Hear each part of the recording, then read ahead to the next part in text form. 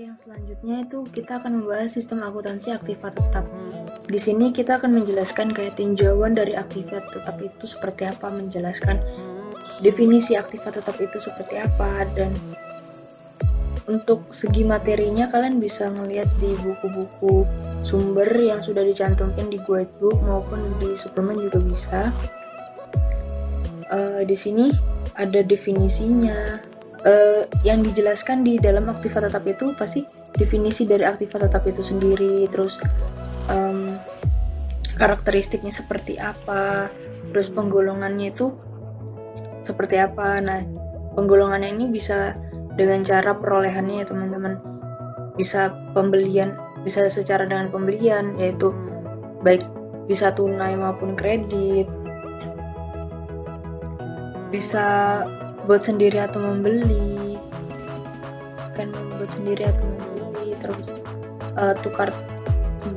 melakukan penukaran aset atau dikasih atau dihibahkan itu bisa juga.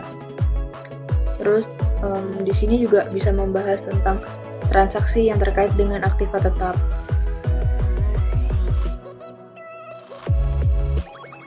Di sini transaksinya itu bisa mengubah rekeningnya, misalnya dengan ini transaksi perolehan. Nah, itu bisa yang seperti tadi yang dijelasin di atas ya, dari penggolongannya itu seperti apa, terus pengeluaran modalnya seperti ini, pengeluaran modal, evaluasi, pertukaran.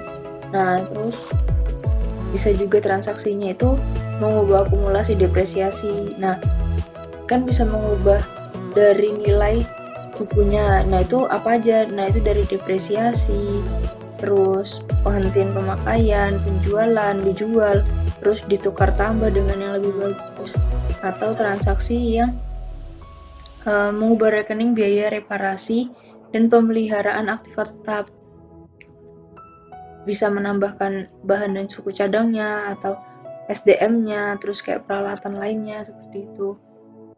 Nah, itu juga bisa menjelaskan nih dari transaksinya itu fungsinya apa sih. Nah, itu ada fungsinya, itu ada seperti ini, fungsi pemakai, fungsi riset, terus berhubungan juga dengan fungsi pembelian, penerimaan, seperti itu ya teman-teman. Dari akuntansinya juga bisa lebih detail, terus fungsi aktiva tetapnya seperti apa.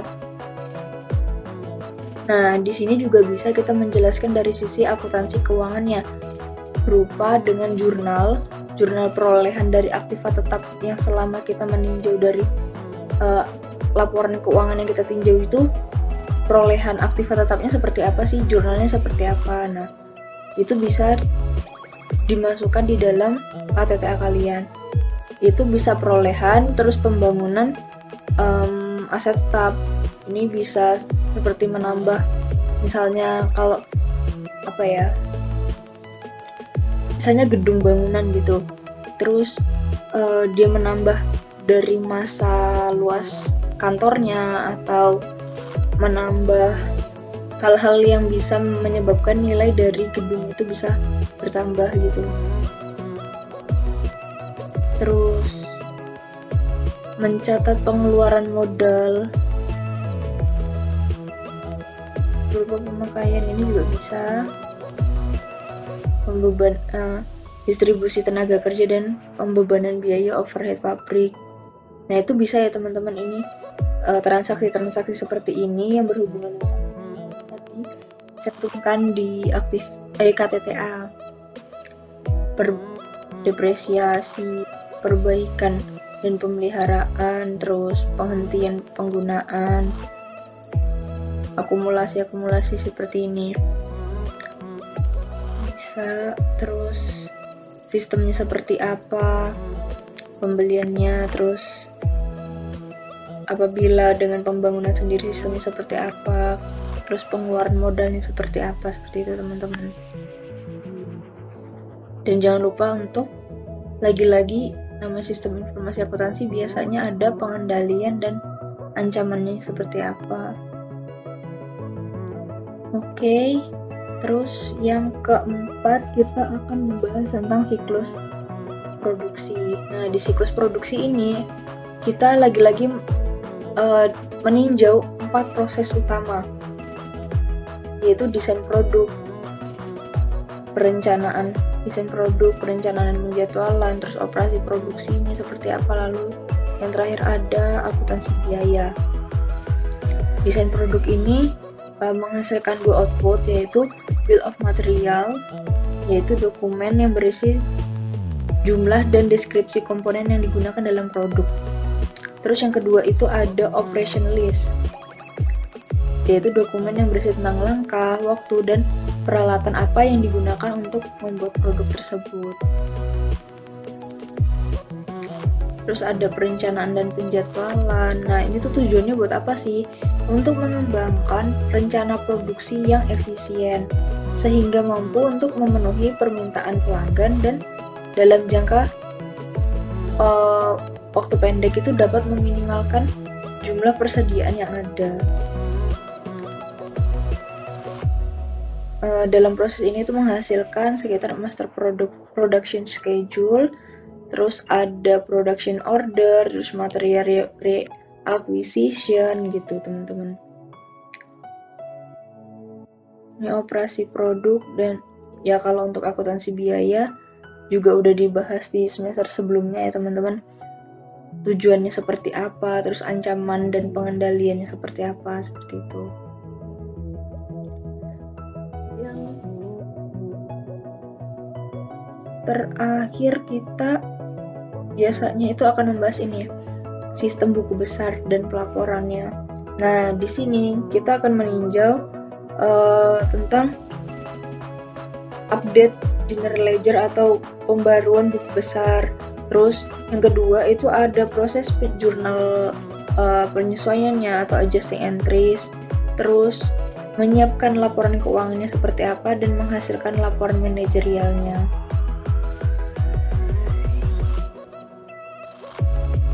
Oh ya, jangan lupa untuk yang pastinya setiap dari tinjauan sistem informasi akuntansi itu pasti ada namanya ancaman dan pengendalian di siklus manapun, di sistem manapun gitu.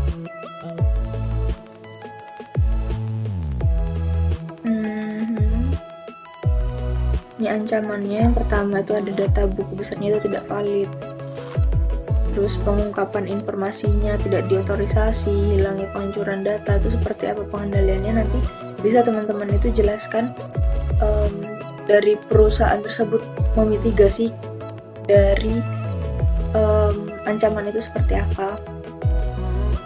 Terus memperbarui buku besar atau tadi yang update general ledger, itu prosesnya seperti apa bisa dijelaskan. Terus rekonsiliasi dan laporan pengendaliannya bisa mendeteksi itu dari bentuk dapat mendeteksi apakah suatu kesalahan itu dibuat dalam proses memperbarui buku besar. Nah, bentuk rekonsiliasinya itu bisa menggunakan raca saldo atau trial balance. Terus membandingkan saldo akun pengendalian buku besar itu terhadap total saldo dan yang ada di dalam buku besar pembantu. Ini sudah dibahas ya teman-teman di pengantar akuntansi maupun akuntansi keuangan.